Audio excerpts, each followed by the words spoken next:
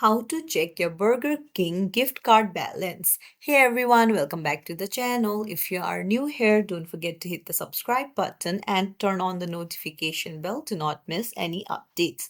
So make sure you have your gift card number and the PIN ready. These are usually printed on the back of the card and you may need to scratch off a protective panel to see the PIN. So now you can check it by going to any browser, head over to Burger King and go to the three lines on the top left. And then you can scroll down and you can see gift cards right there. Just tap on it and then you'll be able to see the check balance option. Just tap on it. And then you will need to put in your 16-digit gift card number, your email address, and by providing an email, the gift card balance will be delivered to your email address. So that's it. If you found this tutorial helpful, don't forget to like the video and subscribe to our channel. Thank you for watching.